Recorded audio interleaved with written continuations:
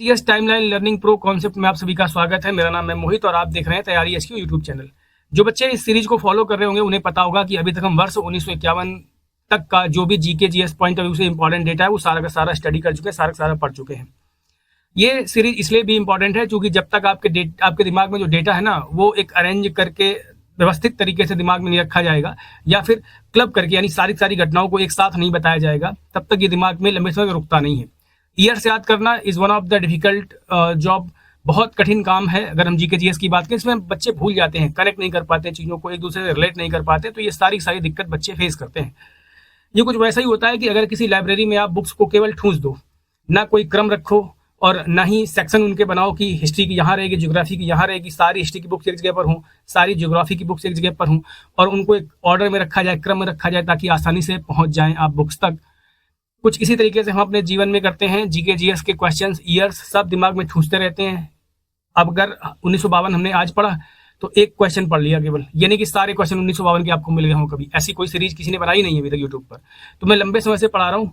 I think 16 या 17 साल हो गया मुझे पढ़ाते हुए, तो ये बात मैं अच्छी तरीके से समझता हूँ। लंबा एक्सपीरियंस है, मेरे पास डेटा भी ठीक ठाक है कि वर्ष 1952 या कोई भी पर्टिकुलर वर्ष जीके जीएस का, उसमें कितने क्वेश्चन एग्जाम में आए हैं अभी तक, या क्या पॉसिबिलिटी है, कहाँ तक क्वेश्चन पूछे जाते हैं। तो अगर आप इस चीज में मेरा साथ देंगे, मेरा क्या अपना, अगर आप साथ देंगे, आपको तैयार करना है, आप हम लोगों के साथ अगर चलते रहेंगे तो आपको बहुत बेनिफिट होगा इसका। हम लोग क्या करते हैं, हम लोग किसी एक पर्टिकुलर ईयर को पकड़ते हैं। जैसे आज हम लोग 1952 को पढ़ने वाले, तो 1952 में हम सारे के सारे क्वेश्चन एक साथ देखेंगे। जो कुछ भी 1952 में हुआ होगा वो सारे क्वेश्चन एक बार में देखेंगे और इससे आप रिलेट कर पाओगे कि जिस समय पर देश के प्रधानमंत्री जवाहरलाल नेहरू थे, वर्ष 1952 था, तब एक घटना ये हुई थी, आप आपस में कनेक्ट कर पाओगे तो ये चीज़ें लंबे समय तक याद रहती है। तो बिना समय गवाए, चूंकि स्टूडेंट्स का समय बहुत इंपॉर्टेंट होता है, बिना समय गवाए जल्दी से जल्दी शुरू कर लेते हैं। सबसे पहला क्वेश्चन जो है ना वो हम लोग स्टडी करते हैं। सब मिलाकर के मुझे लगता है 11 से 12 क्वेश्चन अगर आप ठीक से देख लेते हैं तो ये पूरा ईयर तैयार हो जाता है। पहला जो क्वेश्चन है वो राज्यसभा यानी काउंसिल ऑफ स्टेट्स का गठन किया गया। याद रखिएगा, राज्यसभा अपर हाउस होता है। हमारे यहाँ दो हाउस हैं, एक लोअर हाउस जिसे हम लोकसभा कहते हैं और एक अपर हाउस जिसे हम राज्यसभा कहते हैं। इसका गठन कब हुआ था, एग्जाम में बहुत आता है, और याद रखना एग्जाम में इसका केवल ईयर नहीं आता है, बाकायदा डेट भी आता है। तो 3 अप्रैल 1952 को इसका गठन किया गया था। ये आपको डेट और ईयर दोनों ही याद रखने पड़ेंगे, ठीक है। इसे कहते क्या थे, तो काउंसिल ऑफ स्टेट्स कहा जाता था, यानी राज्यों की परिषद। जैसे आपने देखा होगा कि हमारे भारत में कुछ राज्य हैं, कुछ स्टेट हैं जहां पर अपनी अपनी विधान परिषद होती हैं।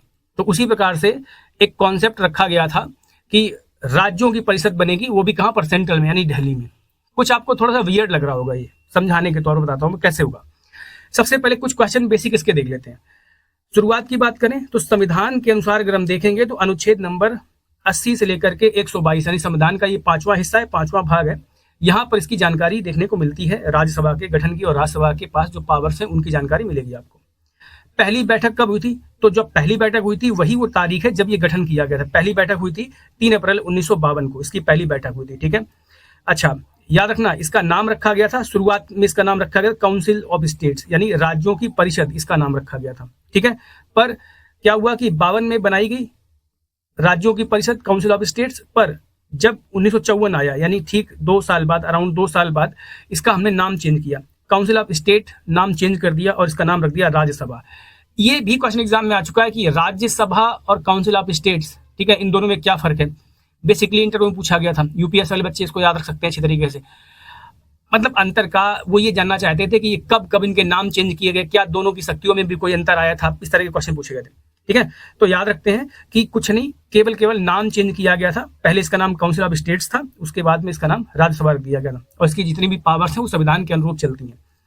अगर हम बात करें कुल सदस्य संख्या की, तो आरंभ में सब मिलाकर 216 मेंबर्स जो थे वो इसमें थे।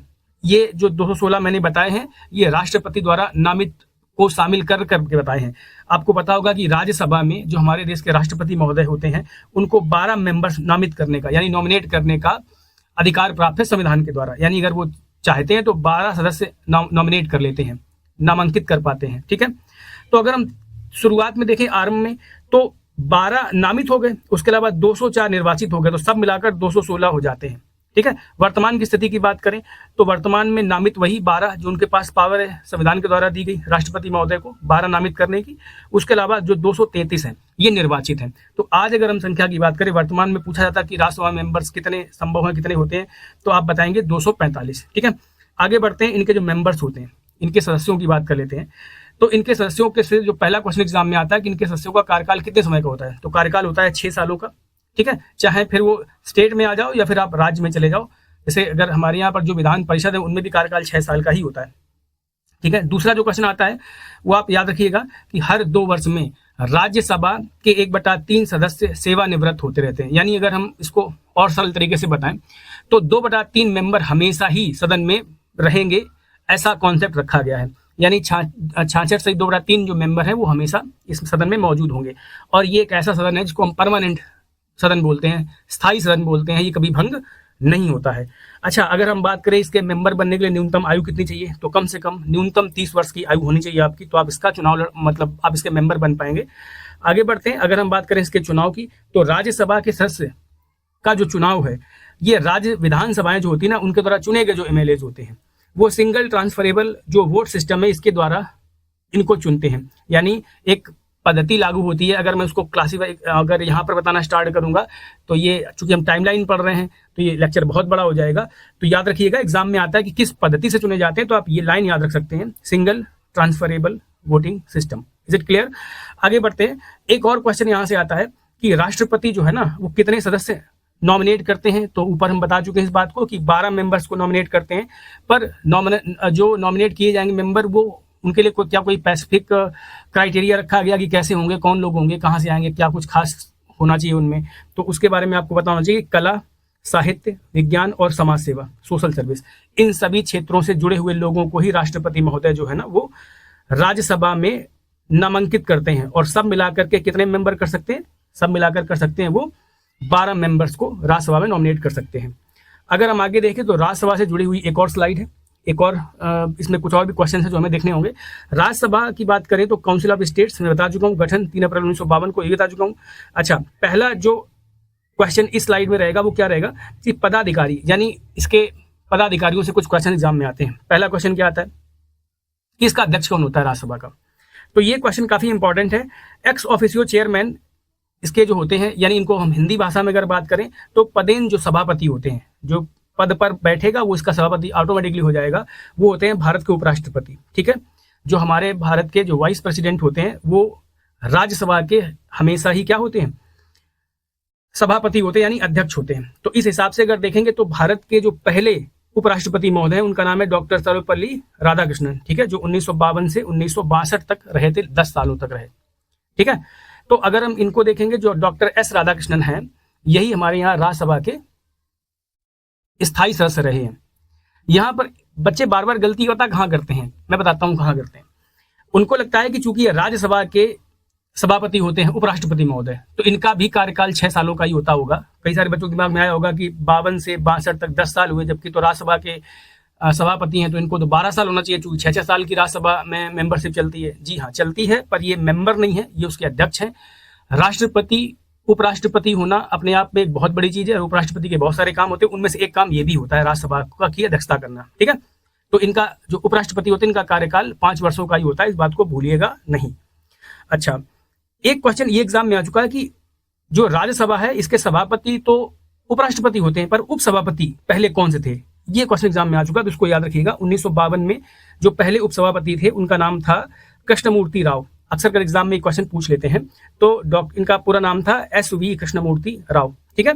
आगे बढ़ते हैं, इनके पास क्या पावर्स होती हैं, यानी इनका मतलब जो राज्यसभा इसके पास पावर्स क्या क्या है, मैं इसकी बात कर रहा हूँ। लोकसभा के साथ मिलकर के जो साधारण विधेयक होता है उसे पास करना लोकसभा की पावर है। उसके अलावा संविधान संशोधन में भागीदारी लेना, ये भी उनकी पावर है। कुछ विशेष शक्तियां भी इनके पास होती हैं, जैसे अनुच्छेद 249 के तहत राज्यसभा अगर चाहे तो 2/3 बहुमत से किसी भी प्रस्ताव को पारित करके राज्य सूची पर भी कानून बना सकती है। आई होप आपको समझ में आ गई होगी बात। राज्य सूची की बात करें तो देश में 3 प्रकार की, संविधान के अनुसार 3 प्रकार की सूचियां हैं, राज्य सूची, संघ सूची और समवर्ती सूची। राज्य सूची जल्दी से बता देता हूं मैं आपको, राज्य सूची वो सूची होती है जिसमें कानून बनाने का अधिकार राज्य की जो विधानसभाएं हैं उनको प्राप्त है। ठीक है। अलग अलग राज्य है तो विधानसभाएं बनाती है, उस पर कानून है। जैसे शिक्षा हो गया, ऐसे सब्जेक्ट उसमें आते हैं, कृषि वगैरह हो गया।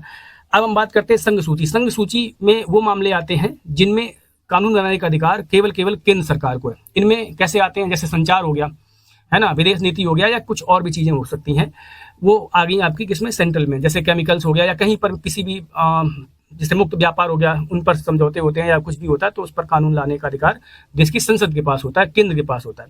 अब आते हैं समवर्ती सूची। समवर्ती सूची वो सूची होती है जिसमें दोनों को अपने अपने अधिकार दिए गए, दोनों कानून बनाने का अधिकार रखते हैं, जिसमें आता है जैसे पर्यावरण हो गया, वन हो गया, आदि क्षेत्र आ जाते हैं। तो ये राज्य सूची पर भी कानून ला सकते हैं, ये अधिकार राज्यसभा के पास है, अनुच्छेद 249 के तहत। ये बात आप याद रखिएगा।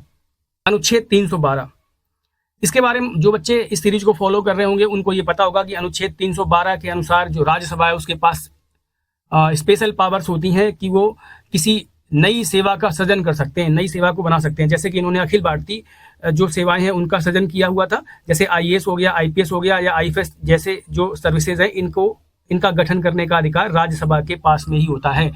नई सेवाओं का सृजन करने का अधिकार इनके पास मौजूद होता है। अगर हम आगे देखें तो कुछ विधायी शक्तियां भी इनके पास होती हैं। वो क्या होती हैं, जैसे कि मनी बिल। ये क्वेश्चन भी एग्जाम में आता रहता है कि मनी बिल पर राज्यसभा के पास क्या पावर्स हैं। तो जो मनी बिल है, ये इस पर होता क्या है कि मनी बिल पेश केवल लोकसभा में होता है। राज्यसभा इसको केवल 14 दिन तक, 14 डेज तक रोक सकती है। उसके बाद राज्यसभा को सिफारिश करनी होगी और पास करना ही पड़ेगा। तो ये सारे के सारे क्वेश्चन जो है ना वो राज्यसभा से जुड़े हुए आते हैं। हम लोगों ने राज्यसभा को स्टडी कर लिया है और आपको पता है कि 1952 वो साल है जब चुनाव के रिजल्ट आए हैं, तो हमें लोकसभा का भी अध्ययन करना होगा। तो हम आगे बढ़ करके अगली जो स्लाइड है उसमें देखने वाले हैं लोकसभा के बारे में। पहली लोकसभा का गठन 17 अप्रैल 1952 को हुआ। ठीक है, इसको हम लोग बोलते हैं हाउस ऑफ द पीपल। मैं बता चुका हूं आपको, जन प्रतिनिधि सभा इसको हिंदी में भी कहते हैं, लोकसभा भी बोला जाता है। और ये भारत में 2 सदन है, एक राज्यसभा और एक लोकसभा। दोबारा बता देता हूँ, राज्यसभा अपर हाउस है और जो लोकसभा है ये लोअर हाउस है। लोअर हाउस का मतलब निम्न सदन भी कई लोग इसको कहते हैं। ठीक है, इसके बारे में जो क्वेश्चन एग्जाम में आते हैं पहले उनको देख लेते हैं। संविधान के अनुसार अगर प्रावधान की बात करें तो संविधान का जो अनुच्छेद 81 है ना, इसमें लोकसभा का उल्लेख किया गया है।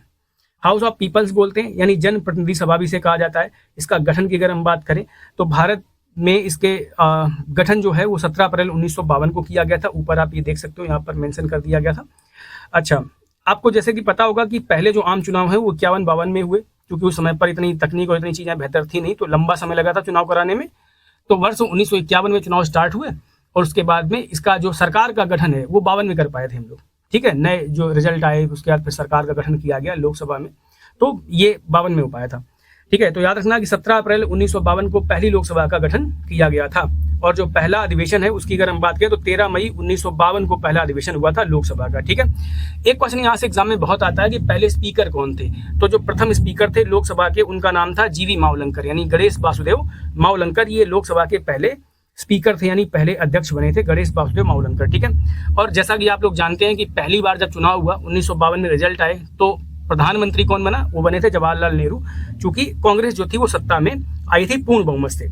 अगर हम बात करें उस समय पर लोकसभा सदस्यों की संख्या कुल मिलाकर कितनी थी, उस समय की बात कर रहा हूं तो 489 मेंबर्स हुआ करते थे उस समय पर लोकसभा में। ठीक है, आज की अगर हम बात करें आज क्या स्थिति बनी हुई है, तो आज जो है ना 543 निर्वाचित सदस्य जो है ना वो लोकसभा में मौजूद हैं। इसमें 2 एंग्लो इंडियन को भी शामिल करना है, तो सब मिलाकर जो संख्या है वो 445 तक पहुंच जाती है। ठीक है, 2 एंग्लो इंडियन, उसके अलावा 543 निर्वाचित जिनका चुनाव होता है ना। पर एक बात याद रखिएगा कि वर्ष 2020 में जो 2 एंग्लो इंडियन सदस्य हैं इनका कॉन्सेप्ट हमने खत्म कर दिया है अभी। ठीक है, तो ये याद रखना है कि आज अगर हम स्थिति बात करें तो लोकसभा में 543 मेंबर्स की ही जानकारी देखने को मिलेगी। अच्छा, लोकसभा का कार्यकाल की अगर हम बात करें तो कार्यकाल इनका 5 वर्ष का होता है। याद रखिए, राज्यसभा के जो मेंबर्स हैं उनका कार्यकाल 6 वर्षों का होता है और जो लोकसभा के मेंबर्स हैं उनका कार्यकाल 5 वर्षों का होता है। आपातकाल में इसे बढ़ाया जा सकता है 1 वर्ष के लिए, और हम ऐसे करके एक एक वर्ष करके इसको अधिकतम 3 बार एक्सटेंड कर सकते हैं और इन बिटवीन ही आपको चुनाव करा लेने होंगे। ठीक है, तो इस तरह के क्वेश्चन जो है ना वो लोकसभा से एग्जाम में आते रहते हैं। लोकसभा और राज्यसभा, आई होप आपको दोनों चीजें समझ में आ गई होंगी। अगला जो क्वेश्चन है 1952 से जो इंपॉर्टेंट है वो क्या है, पहली पंचवर्षीय योजना का गठन किया गया था। 5 ईयर प्लान हम लोग लाए। ठीक है, और पहली जो पंचवर्षीय योजना थी 5 ईयर प्लान थे वो वर्ष 1951 से 1956 तक के लिए लागू किए गए। ठीक है, होता क्या था समझाते हैं आपको। उस समय पर हमने ये जो पंचवर्षीय योजना का जो कॉन्सेप्ट था इसको हमने ग्रहण किया था USSR से, यानी सोवियत यूनियन से हमने इसको ग्रहण किया था। सोवियत यूनियन ने अपने यहाँ पर 5-5 सालों के प्लान बना करके ही अपने देश को काफी हद तक डेवलप कर लिया था। तो ये चीज हमने वहीं से कॉपी की थी कि अगर वो कर सकते हैं तो इसी तरीके की चीजें अगर हम अपने देश में लागू करें तो हम भी अपने यहाँ पर ग्रोथ रेट को, इकोनॉमी को बेहतर कर पाएंगे। इस तरीके से हमने कॉन्सेप्ट यहाँ पर बनाए। तो 1 अप्रैल 1951 से, आपको पता होगा 1 अप्रैल हमारे यहाँ पर फाइनेंशियल ईयर 1 अप्रैल से लेकर 31 मार्च तक रहता है। तो 31 मार्च 1956 तक ये पंचवर्षीय योजना जो थी वो रखी गई थी, लागू करके रखी गई थी। होता क्या था, 5 सालों में हम लोग ये तय करते थे 5 ईयर में कि अभी इन 5 साल में क्या टारगेट है, उनको अचीव करना है। ग्रोथ रेट रखते थे, वो अचीव करनी होती थी। उसके बारे में सारे क्वेश्चन हम लोग एग्जाम में जो पॉइंट ऑफ व्यू से इंपॉर्टेंट वो देख लेते हैं। पहला क्वेश्चन यही आता है कि पंचवर्षीय योजनाएं हमने जो है ना वो किस देश से ग्रहण करी है। तो आंसर है सोवियत यूनियन यानी USSR। ठीक है, अब तो वो टूट चुका है, तो रशिया हो गया है ऑलमोस्ट, आप कह सकते हो। तो लेकिन आंसर में अभी भी सोवियत यूनियन ही आता है। ठीक है, और पहली पंचवर्षीय योजना का टाइम पूछा जाता है तो आप बता पाएंगे 1 अप्रैल 1951 से लेकर के 31 मार्च 1956 तक योजना लागू रही थी। दूसरा क्वेश्चन जो एग्जाम में आता है कि इस योजना में मुख्यतः फोकस यानी ध्यान सरकार का किस बात पर था। तो मुख्य जो ध्यान था पहली योजना में, चूंकि उस टाइम पर हमारे देश में बहुत ज्यादा भुखमरी थी, यानी हम लोग जो थे, भारतीय जो लोग थे, ये फूड क्राइसिस झेल रहे थे। हमारे पास भोजन नहीं था खाने को लेकर के, तो बहुत दिक्कत थी इस चीज को लेकर के। तो पहली जो हमारी पंचवर्षीय योजना थी, इसका जो मूल जो ध्यान था, जो फोकस था हमारा, वो फूड सिक्योरिटी पर था, यानी कृषि विकास पर था कि हम किसी तरीके से अपना फूड जो है ना, इसमें हम आत्मनिर्भर हो जाएं, ये हमारा लक्ष्य था। तो अब फूड पर निर्भर होने के लिए आपको सिंचाई पर काम करना पड़ेगा, ऊर्जा पर काम करना पड़ेगा, है ना, और गरीबी कम करनी पड़ेगी, किसी तरीके किसानों को मजबूत करना पड़ेगा। तो ये सारे के सारे हमने लक्ष्य रखे थे कि इनमें काम करेंगे और इनको इम्प्रूव करेंगे। ध्यान देना, कुल अवधि आप जानते हैं 5 सालों की होती है। और लक्ष्य की बात करें, ये काफी इंपॉर्टेंट है। यहाँ पर TGR जो था वो रखा गया था 2.1% का। TGR क्या होता है, इसको बोलते हैं टारगेटेड ग्रोथ रेट, यानी हमारी सरकार ने टारगेट रखा था कि इस 5 सालों में हम 2.1 की ग्रोथ रेट जो है ना वो अचीव करेंगे। जैसे आज हम लोग देखते होंगे कि हमारे देश की ग्रोथ रेट क्या है, 5 to 6 to 7 अराउंड ऐसी हमारी ग्रोथ रेट टाइम पर रहती है। मैं कहूँगा 6 to 7 के इन बिटवीन ही रहती है, तो जो कि काफी इंप्रेसिव है। और इसको शायद डबल डिजिट में जाना चाहिए, अगर हम लोग और अच्छे से काम करें तो ये संभव है। उस समय पर जो हमने अपने यहाँ पर जो हमारी इकोनॉमी है उसकी जो ग्रोथ रेट थी कि किस दर से ये बढ़ेगी, वो हमने तय किया था कि हम अपना टारगेट जो है ना 2.1% तक का अचीव करेंगे, ये हमारा टारगेट था। पर हुआ क्या, AGR क्या निकला, यानी जब 5 साल कंप्लीट हुए तो हमको ये पता चला कि हमने वास्तव में जो ग्रोथ थी वो 2.1 को पार करके 3.6 तक लेकर के गए। यानी ये योजना को सफल माना गया, क्योंकि सरकार ने तय किया गया था कि हमारी जो इकोनॉमी, हमारा जो पैसा है देश में, वो बढ़ेगा 2.1% की दर से। पर वो बढ़ा कितना, 3.6% की दर से बढ़ा। तो यानी जितना हमने लक्ष्य रखा था उससे हम आगे तक अचीव कर लिए। ठीक है, जब ये पंचवर्षीय योजना लागू की गई तो इसमें किन मुख्य बातों को ध्यान रखा गया था, उनको देख लेते हैं। भाखड़ा नागल परियोजना पंजाब और हरियाणा वहां पर बनाई गई, ताकि वहां के किसानों को ठीक से पानी और सिंचाई की सुविधाएं मिल सकें, जो कि बहुत बड़ा प्रोजेक्ट था और जिससे बहुत फायदा भी हुआ देश को। दामोदर नदी घाटी जैसी परियोजनाएं लागू करी गई। ठीक है, आपको पता होगा हीराकुंड बांध बनाया गया, इस पर काम किया गया। मेट्टूर बांध जो कि तमिलनाडु में, हीराकुंड बांध उड़ीसा में है, आपको पता होगा। ठीक है, तो ये सारे की सारी परियोजनाएं लागू करी, जिससे जो ऊर्जा के सेक्टर में भी हम आत्मनिर्भर होने का प्रयास किए और साथ ही साथ सिंचाई के क्षेत्र में भी हमने काफी सारा काम किया।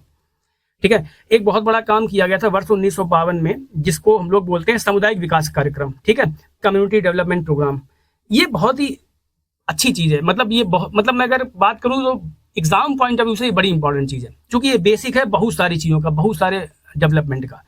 तो बड़े ध्यान से देखिएगा, एग्जाम में खूब आता रहता है। सामुदायिक विकास कार्यक्रम जो है ना, ये किस वर्ष शुरू किए गए थे, 1952 में इसको स्टार्ट किया गया था। ठीक है, अब याद रखिएगा, अगर हम इस पूरी पंचवर्षीय योजना की बात करें तो इस योजना में हमको ये देखने को मिलता है कि हमने लगभग अपने 44% जो रिसोर्सेज हैं, जो चीजें थी सरकार के पास, वो हमने इसी योजना पर खर्च करी थी। और भी किस चीज को अचीव करने के लिए, फूड सिक्योरिटी को अचीव करने के लिए, ऊर्जा को अचीव करने के लिए हमने इस पर काम किया था। इस योजना को सफल माना गया था। कारण क्या था, कारण था ये कि हमने काफी हद तक जो चीजें थी वो अचीव की थी इस योजना में।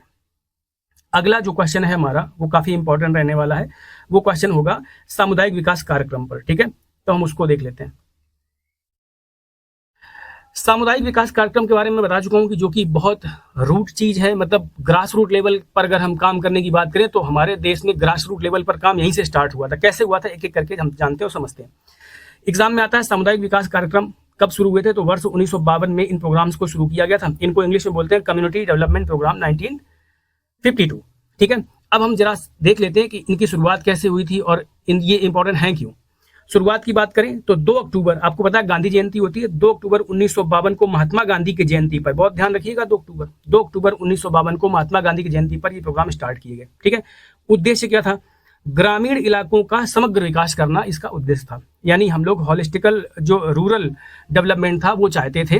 देखो, महात्मा गांधी का ये कथन भी रहा है और सब के सब जानते हैं कि एक्चुअल जो भारत है वो गांव में निवास करता है।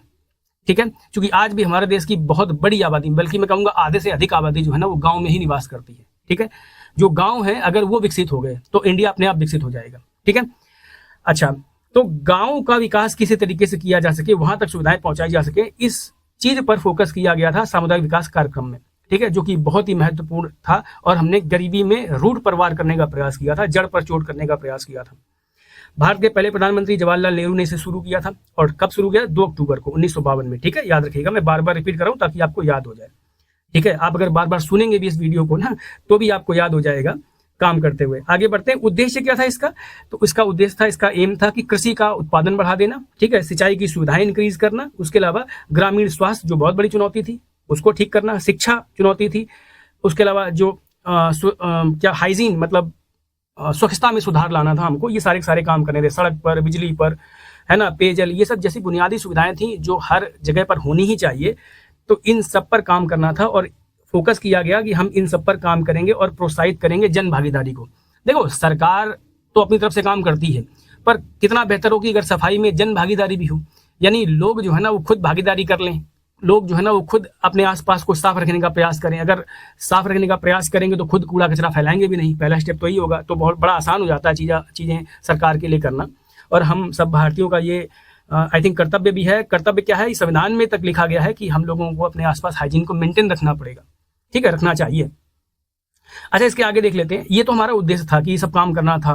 ठीक है, शिक्षा पर, स्वास्थ्य में, सड़क, बिजली और पेयजल हो गया, स्वास्थ्य हो गया, इन सब पर काम करना था। ठीक है, अब हुआ क्या? ध्यान से देखिए, शुरुआत में हमने क्या किया कि 55 विकास खंड तय किए। विकास खंड का मतलब क्या हुआ? डेवलपमेंट ब्लॉक्स बनाए। अगर आज भी कोई बच्चा अगर ग्रामीण क्षेत्र से मुझे देख रहा होगा तो उनको पता होगा कि उनके गांव में ब्लॉक बने होते हैं। विकास खंड जहां पर उनकी तहसील होती है वहां पर उनका ब्लॉक होता है, और ब्लॉक में एक अधिकारी बैठता है जिसको हम लोग बीडीओ बोलते हैं।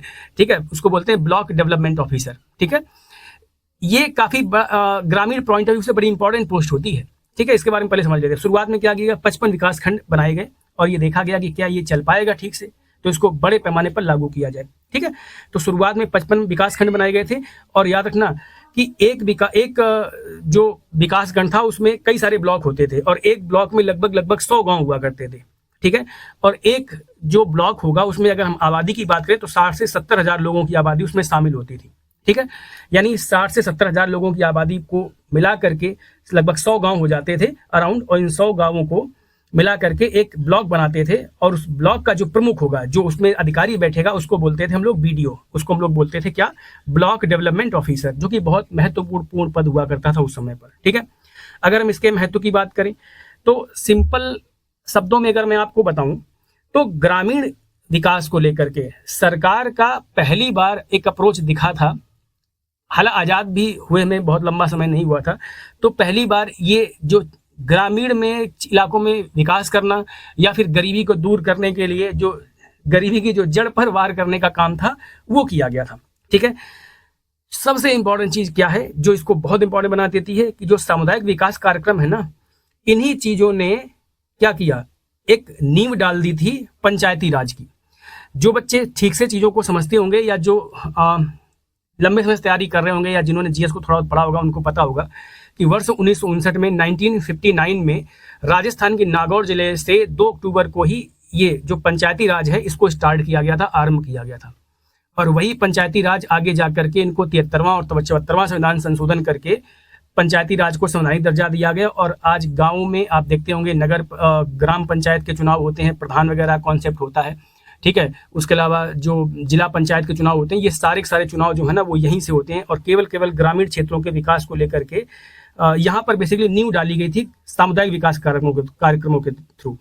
तो ये इतना इंपॉर्टेंट है, इतने एग्जाम्स में आता है। आई होप आपको ये बात पूरी अच्छी तरीके से समझ में आई होगी। बहुत सारे बच्चों को तो ये भी नहीं पता होता है कि पंचायती राज कैसे हुआ, क्या हुआ। तो रूट पर जब तक आप काम नहीं करेंगे तब तक चीजें आपको लंबे समय तक याद नहीं रहेंगी। तो एक बार आप पूरा समझ लीजिए और इसकी डेट्स वगैरह याद रखिएगा। ठीक है, इसके बाद एक और बहुत क्वेश्चन एग्जाम में आता है वर्ष 1952 से ही, वो है राष्ट्रीय विकास परिषद का गठन। सुपर इंपॉर्टेंट क्वेश्चन, ठीक है। इसको बोलते हैं एनडीसी। एनडीसी मीन्स क्या हुआ? National development council, clear. और इसका गठन कब हुआ था, इसकी भी डेट आती है, नॉट ओनली ईयर, डेट भी आती है। 6 अगस्त, केवल डेट नहीं और ईयर दोनों मिला करके एग्जाम में आता है। 6 अगस्त 1952 को ही गठन किया गया था किसका? राष्ट्रीय विकास परिषद का। क्या होता है समझ लेते हैं इसको। अगर हम बात करें स्थापना कब हुई इसकी, तो स्थापना करी गई थी 6 अगस्त 1952 की, ठीक है। स्थापनाकर्ता कौन थे? तो भारत सरकार का जो योजना आयोग है ना, प्लानिंग कमीशन, ठीक है, उसको मजबूती प्रदान करने के लिए और उसमें जो राज्य हैं, स्टेट्स हैं भारत की, उनकी भागीदारी को सुनिश्चित करने के लिए इसका गठन किया गया था। मैं आपको और सरल तरीके समझाता हूँ। दिल्ली में बैठे हुए व्यक्ति को कैसे पता होगा कि नागालैंड में ये समस्या है, या बिहार के एक छोटे से गांव में ये समस्या है, या उत्तर प्रदेश के एक छोटे से गांव में ये समस्या है। तो अभी क्या हुआ कि जो योजनाएं थी वो सेंट्रल बनाता था और उनको जो अंतिम अप्रूवल था वो राष्ट्रीय विकास परिषद ही देती थी। यानी एक बार योजना बना दी गई, अधिकारियों ने प्लान तैयार कर दी, सब कुछ तैयार कर दिया, नीति बना दी। अब उसमें जो फाइनल अप्रूवल होता था कि ये योजना लागू होगी या नहीं होगी, ये अप्रूवल राष्ट्रीय विकास परिषद का ही होता था। अब आप समझ सकते हो कि 5 ईयर प्लान को जो अप्रूवल दे रहा है तो कितना बड़ा काम कर रहा होगा। जी बिल्कुल कर रहा होगा। इसी वजह से राष्ट्रीय विकास परिषद का जो अध्यक्ष होता है, नीचे आप देख पाओगे तो प्रधानमंत्री होता है। यानी इस परिषद का अध्यक्ष प्रधानमंत्री के सिग्नेचर से ही वो 5 ईयर प्लान पास होते थे। याद रखना, आज हम लोग अपने आसपास देख रहे हैं तो 2014-15 में हम लोगों ने जो योजना आयोग था इसको बदल करके नीति आयोग में कर दिया है। आज की सरकार की हम बात करें तो इसने योजना आयोग को चेंज कर दिया है और नीति आयोग में कन्वर्ट कर दिया। अब दोनों में फर्क क्या है? योजना आयोग में केंद्र सरकार राज्यों के लिए नीतियां बनाती थी, ठीक है, और योजना इसमें नीति आयोग में क्या होता है कि योजनाएं जो है ना वो राज्यों से बनकर के जाती हैं ऊपर की ओर। होता यह है, एक दिक्कत आ रही थी हमारे सामने। दिक्कत क्या आ रही थी कि दिल्ली में बैठी हुई सरकार नागालैंड में, जैसा कि मैंने बताया, बिहार के किसी गांव में क्या होगा वो तय करती थी, जो कि उतना बेहतर होता नहीं था। रीजन उसका सिंपल सा है कि दिल्ली में बैठे व्यक्ति को कितना पता होगा नागालैंड के बारे में कि वहां पर पर्टिकुलर एक गांव में क्या समस्या चल रही है। हाँ, अगर हम क्या करें कि जो कोई एक छोटा सा कोई गांव है या वहां के जो लोग हैं, वहां के जो अधिकारी है, वहां से योजनाओं को लेकर के और केंद्र तक पहुंचाएं, मतलब वहां का व्यक्ति तय करे। जो हमारे यहाँ पर दूर के जो स्टेट्स हैं या जो दूर स्टेट्स में जो दूर दराज के गांव हैं, वहाँ के जो अधिकारी हैं वो स्टडी करें हमारे यहाँ क्या प्रॉब्लम है, क्या किया जाए कि यहाँ पर चीज़ें बेहतर हों। देखो, हर राज्य की अलग अलग समस्याएं हैं, ठीक है, तो उसमें अलग अलग तरीके से काम करना पड़ेगा और प्लान रूट लेवल पर बनने चाहिए, ना कि केंद्र पर बनने चाहिए, ठीक है। तो आप समझ पाए होंगे कि अभी नीति आयोग में क्या होने लगा है कि प्लान जो है ना वो दूर स्टेट में बैठे किसी गाँव में समस्याओं को देख करके वहां के लोकल अधिकारी और लोकल जो लीडरशिप है वो तय करती है कि क्या होना चाहिए, कैसे, किस जगह पर हमें चोट करनी है, 5 ईयर प्लान्स में हमें इस बार क्या तय करना है, क्या हमारा जो लक्ष्य है वो होना चाहिए।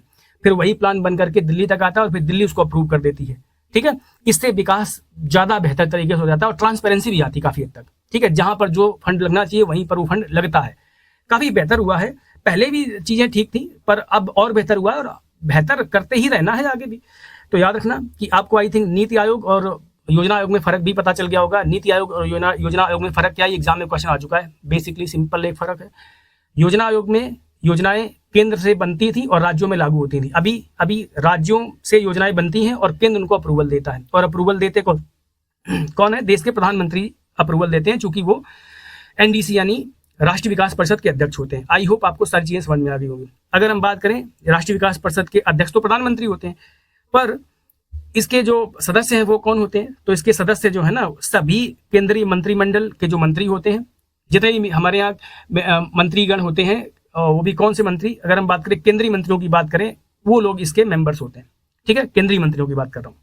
उसके अलावा राज्यों के मुख्यमंत्री होते हैं, जितने भी राज्य हैं उनके मुख्यमंत्री होते हैं। जिन बच्चों को पता होगा, सब बच्चों को पता तो हो गई ये बात कि देश में कितने राज्य हैं और कितने हमारे यहाँ यूटी हैं, पर एक बात याद रखना, जितने राज्य हैं, है ना, और जितनी यूटी हैं, इनमें एक क्वेश्चन एग्जाम में आता रहता है, बड़ा इंटरेस्टिंग क्वेश्चन है। क्वेश्चन क्या आता रहता है कि अगर पूछते हैं कि राज्य, पूर्ण राज्य कितने हैं, तो 28 पूर्ण राज्य हैं, पर पूछते हैं कि मुख्यमंत्री कितने इस देश में हैं, तो मुख्यमंत्रियों की संख्या 28 से थोड़ी सी इतर है, थोड़ी सी अलग है।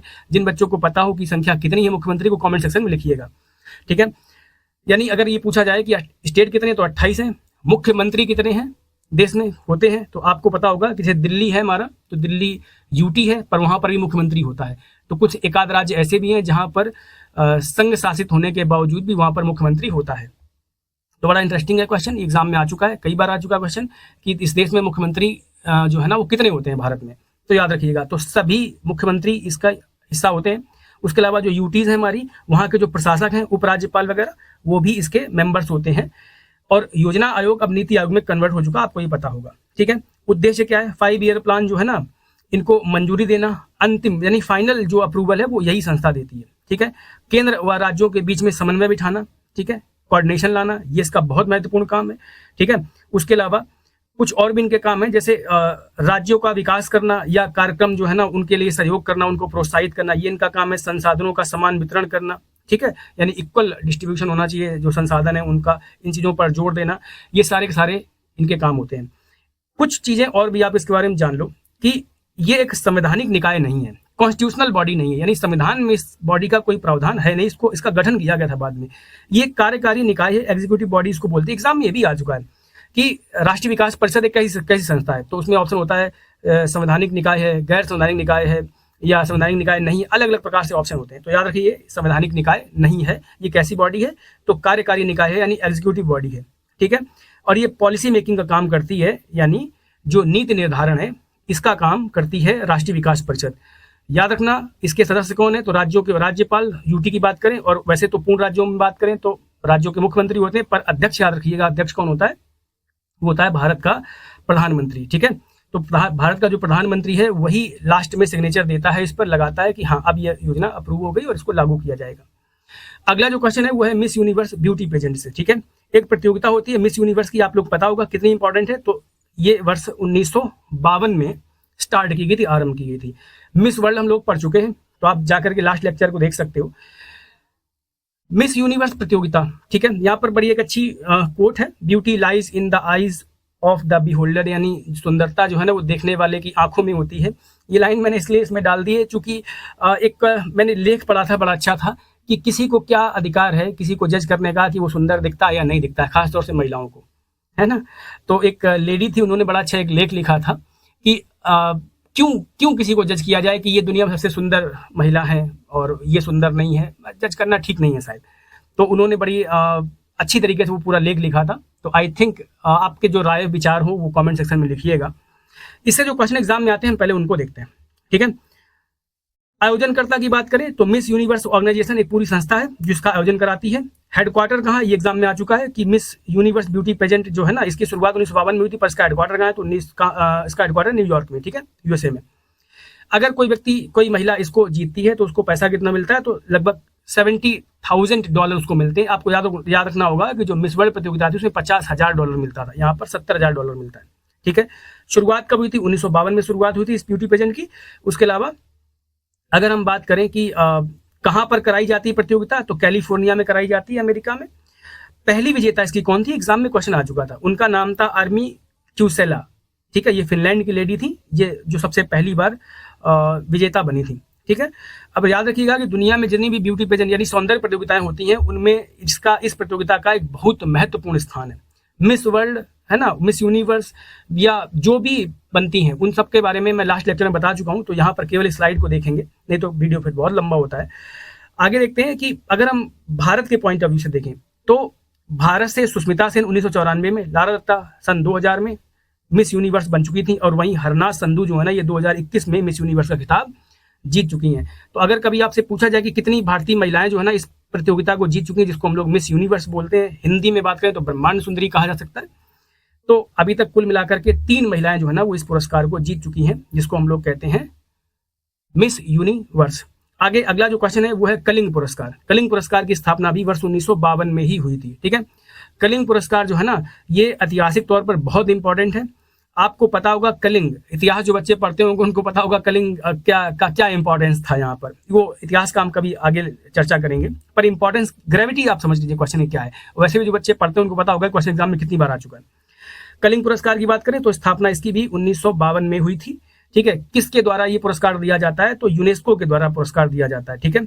किस क्षेत्र में दिया जाता है, किस उद्देश्य से दिया जाता है, किस उद्देश्य को पूरा करने के लिए देते हैं, तो यह पुरस्कार विज्ञान के क्षेत्र में जब कोई व्यक्ति कोई ऐसा काम करता है जिससे जन साधारण को बेनिफिट पहुंचता है, या उसको विज्ञान को जन साधारण तक पहुंचाता है, अगर कोई व्यक्ति, ऐसे किसी व्यक्ति को ये पुरस्कार दिया जाता है, ठीक है, जो विज्ञान को बहुत ज्यादा पॉपुलर कर देता है, क्योंकि आप जानते हैं अंततः अगर वैज्ञानिक सोच के साथ काम किया जाए तो चीजें ज्यादा बेहतर तरीके से होती हैं।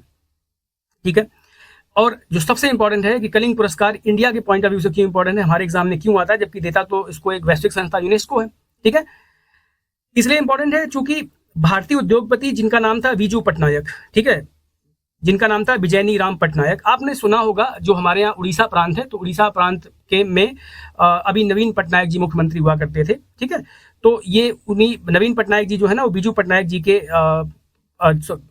बेटे हैं शायद, तो याद रखिएगा बिजू पटनायक बहुत बड़ा नाम है उड़ीसा में, इस पूरे इलाके में। तो बिजू पटनायक यहाँ पर उद्योगपति भी रहे, पॉलिटिक्स में भी इनका रोल रहा है, बीजू जनता दल की पार्टी का नाम है।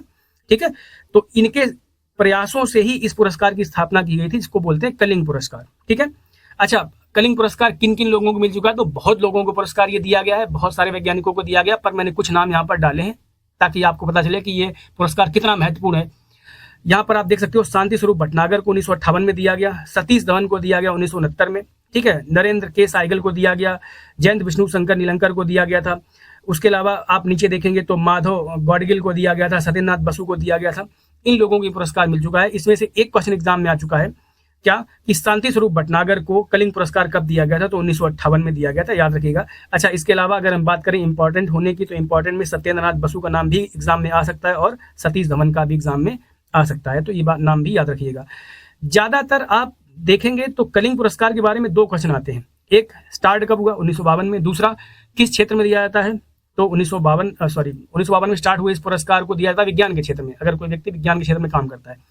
अच्छा, एक क्वेश्चन एग्जाम में और भी आता है इससे जुड़ा हुआ, वो आता है कि कलिंग पुरस्कार को स्टैब्लिश करने में यानी स्थापित करने में जो मुख्य भूमिका थी वो किसने निभाई थी, ये क्वेश्चन भी एग्जाम में आता रहता है। ठीक है, तो उनका नाम मैं बता चुका हूँ, बीजू पटनायक उनको कहते हैं, उद्योगपति हैं, उद्योगपति रहे हैं भारत से। अभी उनके बेटे लंबे समय तक उड़ीसा प्रांत के मुख्यमंत्री भी रहे हैं।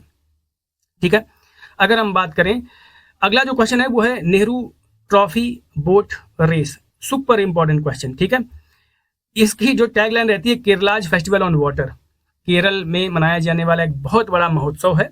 ठीक है, जो कि पानी पर मनाया जाता है, पानी पर जो याच होती है, एक लंबी सी नाव होती है। ठीक है, जिसके थ्रू रेस लगाई जाती है, बहुत ही ब्यूटीफुल कलरफुल फेस्टिवल होता है। इसके बारे में क्वेश्चन एग्जाम में आता रहता है कि नेहरू ट्रॉफी बोट रेस का आरंभ कब हुआ, तो आरंभ इसका भी हुआ था 1952 में। ठीक है, नेहरू ट्रॉफी बोट रेस का आरंभ कब हुआ, शुरुआत हुई 1952 में। कहाँ पर होता है, किस पर्टिकुलर जगह पर इसका आयोजन किया जाता है, तो वो जगह है केरल में, आलापुझा बोलते हैं, अलाई पूजा भी कई जगह पर बोलते हैं। एक्चुअल में वहां पर एक झील है, वेम्बानेट झील बोलते हैं, वेम्बानेट कोल लेक इसको कहा जाता है, उस पर इसका आयोजन किया जाता है, वहां पर इसकी रेस कराई जाती है। वर्ष 1952 में पंडित जवाहरलाल नेहरू केरल गए हुए थे, केरल उनका विजिट था। ठीक है, तो उनके सम्मान में इस जो बोट रेस है इसका आरंभ किया गया था। ठीक है, अच्छा, इनके स्वागत में ये जो स्नेक बोट है इसको बोलते हैं, ये लोकल लैंग्वेज में भी आ चुका है, इसको बोलते हैं चुंडन वल्लम। ठीक है, इसकी दौड़ कराई जाती है बेसिकली नौकाओं की, तो ये लोकल लैंग्वेज में बोला जाता है, तो याद रखिएगा इस चीज को। ये केरल का प्रमुख त्योहार के तौर पर इसको देखा जाता है, बोट रेस वहाँ की सांस्कृतिक धरोहर और केरल की पहचान भी है। और वैसे भी हमें अपने लोकल जो चीजें हैं उनको प्रमोट करना पड़ेगा। आपको याद होगा, अगर आप सोशल मीडिया फॉलो करते होंगे, तो अभी यहाँ पर जो पूर्वी एशियन कंट्रीज हैं, जो थाईलैंड, कंबोडिया वगैरह, यहाँ पर कहीं पर एक लड़के का रेस का, इसी बोट रेस का वीडियो बड़ा वायरल हुआ था, बहुत ज्यादा वायरल हुआ था। तो आपको पता होगा कि ऐसी चीजें वायरल होती है तो बहुत सारा टूरिज्म बढ़ता है, तो हमें इसको और ज्यादा बढ़ावा देना चाहिए इस प्रकार की प्रतियोगिताओं को, ताकि ज्यादातर लोगों तक ये बात पहुंच सके। अगला क्वेश्चन देख लेते हैं, सीबीएफसी की स्थापना की गई। सीबीएफसी क्या है, central board of film certification, केंद्रीय फिल्म प्रमाणन बोर्ड। जब कभी भी हम लोग कोई मूवी या कुछ भी ऐसा है जो बॉलीवुड से जुड़ा हुआ है, वो जो हम देखते हैं कोई मूवी वगैरह, तो एक पहले सामने आता है एक पोस्टर जैसा, उसमें लिखा होता है केंद्रीय फिल्म प्रमाणन बोर्ड। ठीक है, और ये फिल्म का नाम लिखा होता है ना, कब ये फिल्म जो है ना वो पब्लिक के लिए जो थी वो शुरू कर दी गई थी दिखाना, ये सारी चीजें वहां पर लिखी हुई होती हैं। एक्चुअल में ये जो संस्था है ना, जिसको हम लोग बोलते हैं सीबीएफसी, केंद्रीय फिल्म प्रमाणन बोर्ड, ठीक है, जिसको हम लोग इंग्लिश में बोलते हैं central board of film certification, इसका काम क्या है? इसका काम है कि जो मूवी हमारा बॉलीवुड बनाता है या जो देश में मूवी बनाई जाती है, उन मूवीज को सर्टिफिकेट देना। सर्टिफिकेट का क्या मतलब हुआ? सर्टिफिकेट का मतलब ये हुआ कि ये जो मूवी है ये कौन देख सकता, किस आयु वर्ग के लिए बनाई गई है ना, कौन से लोग नहीं देख सकते हैं, किस प्रयोजन के लिए बनाई गई हैं, ये सब चीजें। अगर कुछ ऐसा उसमें दिखाया गया है जो अनुचित है, जो ठीक नहीं है, उचित नहीं है, नहीं दिखाया जाना चाहिए, तो उन पर वो उनको काट भी देती हैं ऐसे सीन्स को। तो ये सारा काम ये लोग करते हैं। इससे जुड़े हुए जो क्वेश्चन एग्जाम में आते हैं एक एक करके जल्दी से देख लेते हैं। CBFC central board of film certification स्थापना 1952 में हुई। ठीक है, हेडक्वार्टर कहाँ है? HQ तो मुंबई में इसका हेडक्वार्टर है। अच्छा, सबसे इंपॉर्टेंट क्वेश्चन कि जो CBFC है किसके अधीन है? तो ये है सूचना एवं प्रसारण मंत्रालय यानी ministry of information and broadcasting के अंतर्गत ये आता है, जिसको हम लोग CBFC बोलते हैं, केंद्रीय फिल्म प्रमाणन बोर्ड। ठीक है, उद्देश्य क्या है? फिल्मों को सेंसरशिप करना, मतलब उसमें अगर कुछ ऐसा दृश्य है जो उचित नहीं है उसको काट देना। सर्टिफिकेट प्रोवाइड करना, सर्टिफिकेट की आगे हम बात करेंगे, कितने प्रकार सर्टिफिकेट होते हैं इनकी हम आगे बात करेंगे। ठीक है, तय करना कि कौन सी जो फिल्म है वो किस आयु वर्ग के लोग जो है ना वो देखेंगे, किस आयु वर्ग के लोगों के साथ ये के लिए उपयुक्त रहेगी। ठीक है, अगर कोई ऐसा दृश्य है जो अश्लील है, हिंसक है या फिर समाज विरोधी है, ऐसी कोई सामग्री अगर कोई दिखाना चाहता है तो हम उसको रोक देते हैं, कट कर देते हैं, यानी पब्लिश वो फिल्म में दिखाने नहीं देते हैं। ये काम है CBFC का। ठीक है, अच्छा, फिल्म इंडस्ट्री से जुड़ा हुआ ये अगर देखा जाए कि फिल्म इंडस्ट्री जुड़ा हुआ पहला अगर कोई कदम था जो सरकार ने इसको रेगुलेट करने का काम किया था तो वो इसी संस्था के बनाए जाने के बाद ही किया था। याद रखिएगा, बहुत इंपॉर्टेंट संस्था है ये। अच्छा, याद रखना, इसको लेकर के संसद में एक कानून भी लाई सरकार, जिसको बोलते हैं इंडियन सिनेमेटोग्राफी एक्ट 1952 1952 का, और इसी अधिनियम के तहत CBFC की स्थापना की गई थी, एक संस्था बनाई गई जिसको ये काम सौंपे गए। CBFC कितने प्रकार के सर्टिफिकेट देती है? एग्जाम में क्वेश्चन आ चुके हैं अलग अलग सर्टिफिकेट को लेकर के कि ये सर्टिफिकेट किस प्रकार की फिल्मों को दिया जाता है, तो बहुत याद रखिएगा, और इंटरव्यू में तो बहुत बार पूछा गया क्वेश्चन। ठीक है, तो जो UPSC वाले बच्चे हैं वो विशेष ध्यान रखें, या जो कोई इंटरव्यू देने वाले हैं, स्टेट जो एग्जाम्स होते हैं, स्टेट PCS या किसी का भी एग्जाम है तो आप उसको भी देख सकते हैं।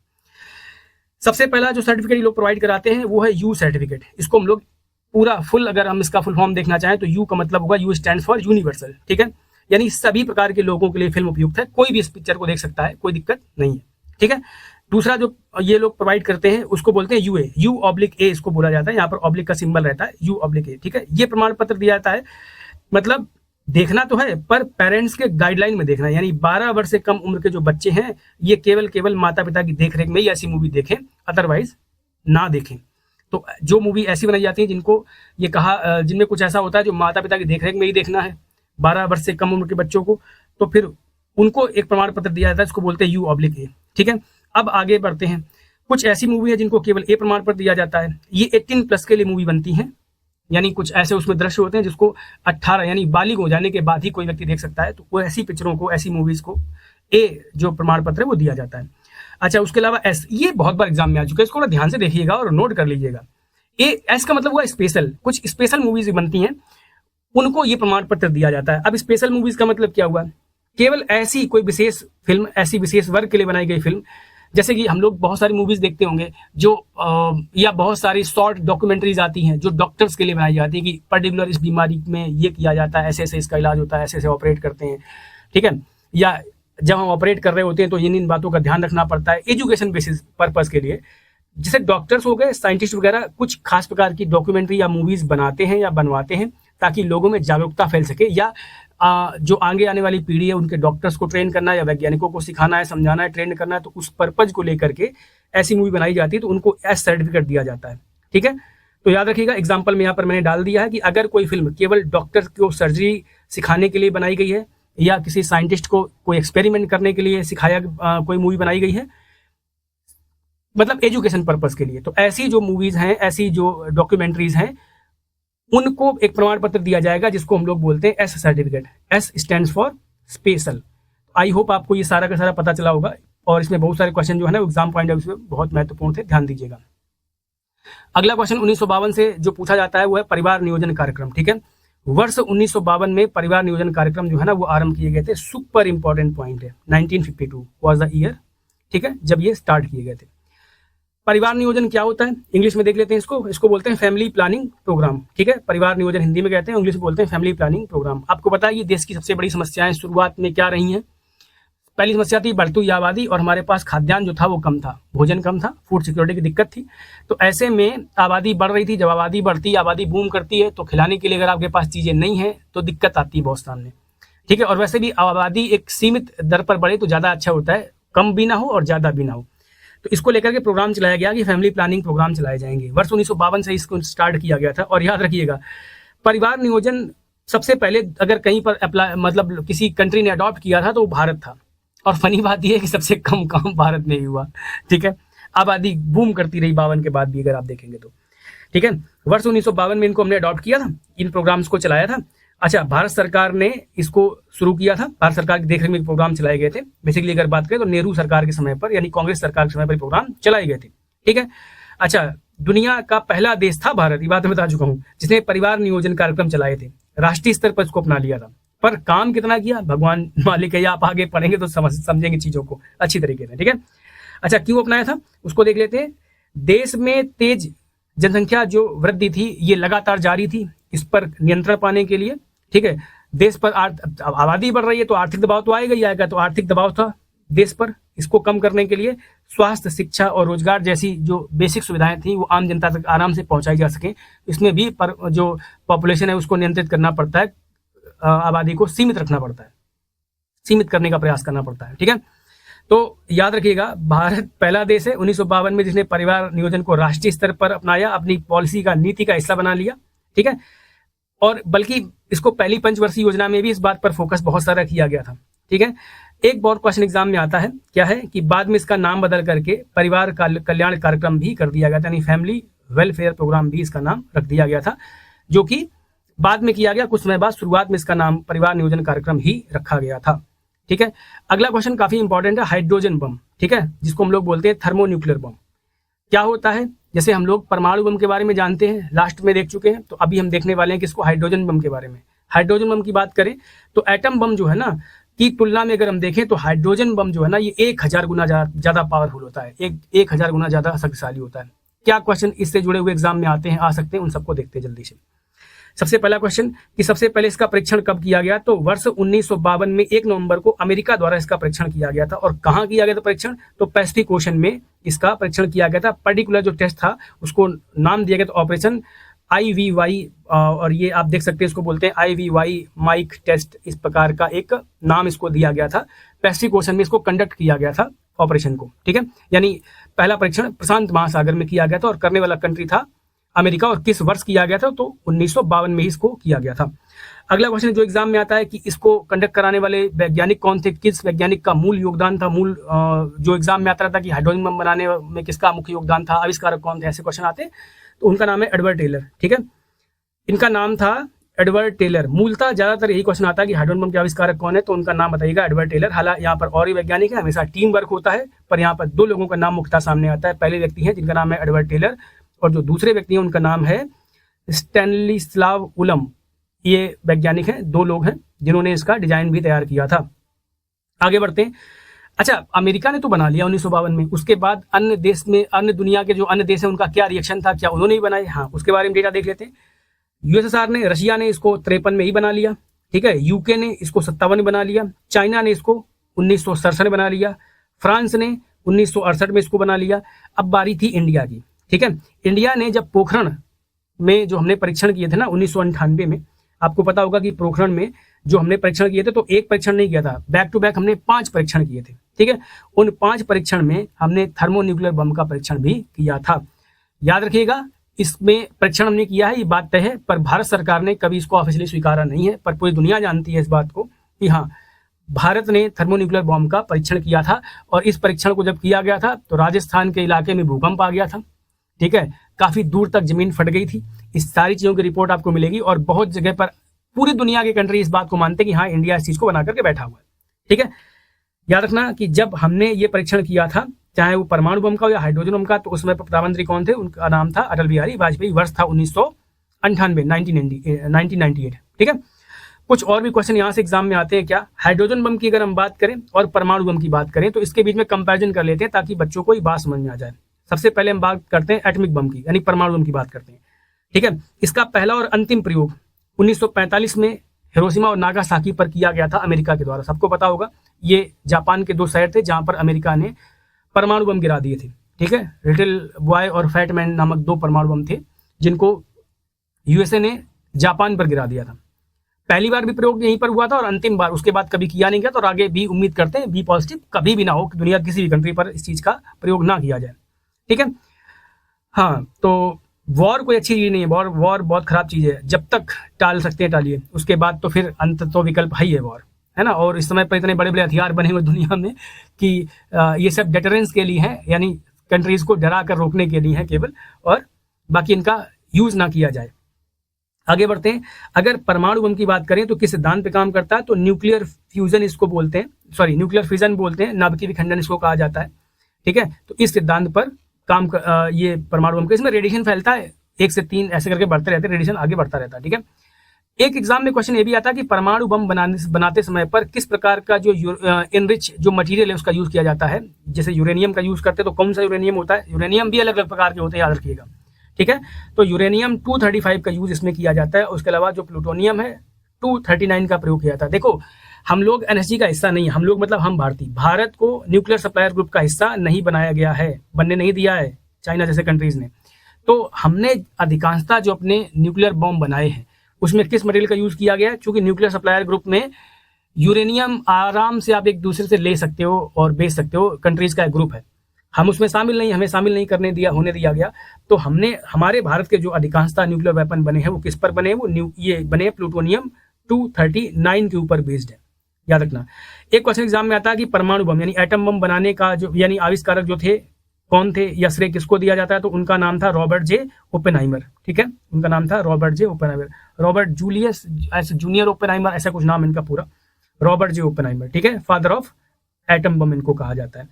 अगला क्वेश्चन देख लेते हैं, हाइड्रोजन बम के बारे में देख लेते हैं। हमने एटम बम तो देख लिया, हाइड्रोजन बम के बारे में बात करें तो हाइड्रोजन बम पहली बार 1952 में इसका परीक्षण किया गया था प्रशांत महासागर में अमेरिका के द्वारा, जो हम लोग आज स्टडी भी कर रहे हैं। ठीक है, सिद्धांत कौन सिद्धांत पर ये काम करता है, तो न्यूक्लियर फ्यूजन यानी नाभिकीय संलयन, इसमें ऊर्जा जनरेट होती है, इस सिद्धांत पे काम करता है।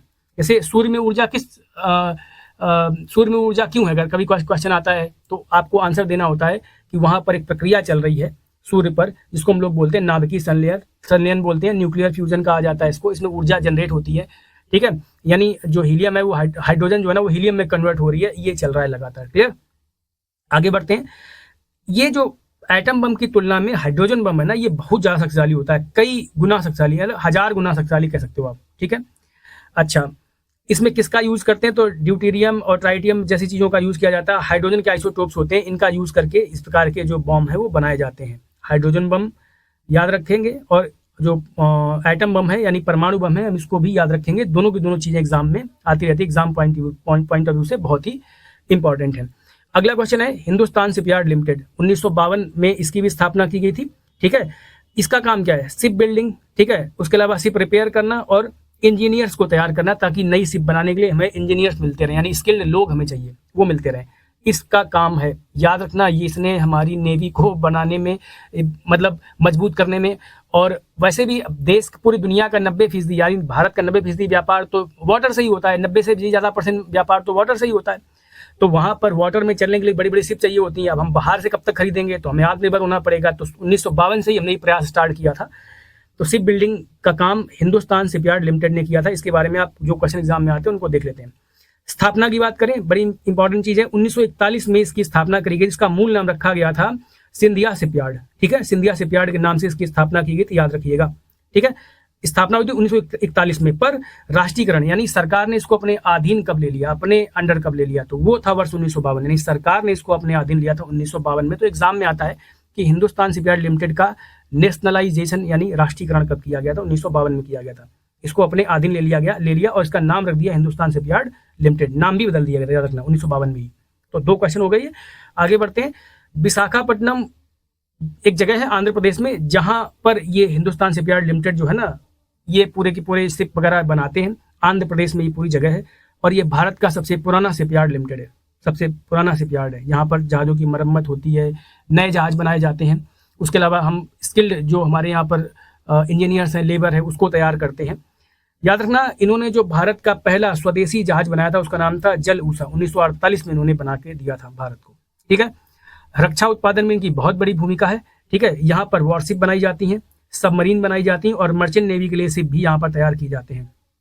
ठीक है, भारतीय नौसेना की जरूरतों को ध्यान में रखकर चीजें डिजाइन करते हैं, और बहुत सारा प्रोग्राम इन्होंने भारतीय नौसेना को ध्यान में रख करके ही बनाया है। बहुत सारी चीजें वो नौसेना को बना करके देते हैं, जिससे हमारी नौसेना और ज्यादा मजबूत होकर के काम कर पाती है।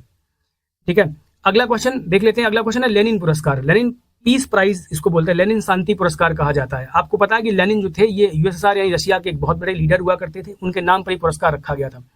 क्या क्वेश्चन एग्जाम में आता है? एक्चुअल में क्वेश्चन आता है कि पहला व्यक्ति जिसने लेनिन पुरस्कार जीता उसका नाम बताओ। तो उनका नाम है सैफुद्दीन किचलू। यहाँ पर आप देख सकते हो ये व्यक्ति है Saifuddin Kitchlew, first Indian to get this prize. उन्होंने इस प्राइज को प्राप्त किया था, जीता था, उन्हें ये प्राइज दिया गया था।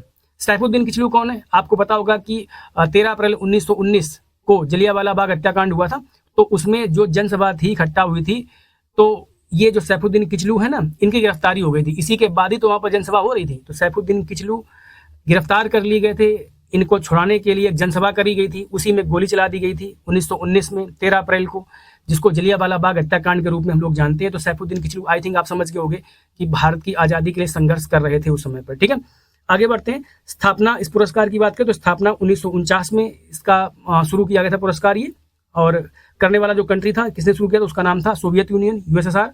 ठीक है, ये उन लोगों को दिया जाता था जिन्होंने अंतर्राष्ट्रीय शांति और मित्रता के लिए कोई बड़ा काम किया हो। ठीक है, और ये जो पुरस्कार है लेनिन शांति पुरस्कार, किसके नाम पर रखा गया? एग्जाम में आ चुका है, तो उनका नाम था व्लादिमीर इलिच लेनिन, पूरा नाम था, रूसी क्रांतिकारी नेता थे, इनके नाम पर इस पुरस्कार का नाम रखा गया था। सैफुद्दीन किचलू को ये दिया गया था 1952 में, इसी वजह से हम इसको आज पढ़ रहे हैं। ठीक है, और सैफुद्दीन किचलू कौन है? जलियांवाला बाग हत्याकांड 1919 के समय अमृतसर के नेता थे ये, और इन्हीं गिरफ्तारी हो गई थी, इनको छुड़ाने के लिए जनसभा हुई थी, ध्यान रखना इस बात को। आज़ादी का जो संग्राम हुआ था उसमें इन्होंने सक्रिय भूमिका निभाई थी।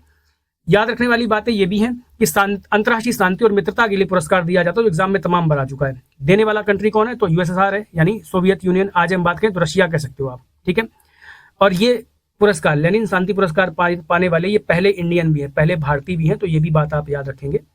किससे जुड़ा हुआ? लेनिन पीस प्राइज से जुड़ा हुआ क्वेश्चन जो एग्जाम में आ सकता है, वो ये पूछा जा सकता है आपसे।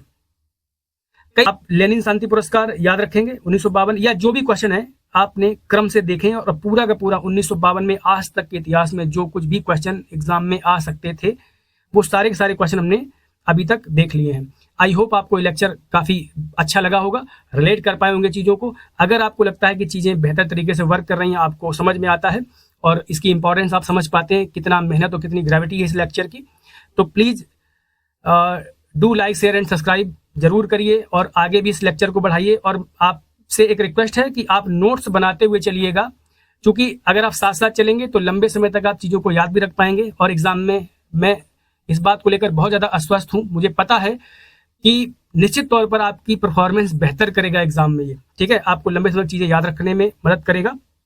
तो मिलते हैं, होप फॉर द बेस्ट। जय हिंद, जय माँ भारती।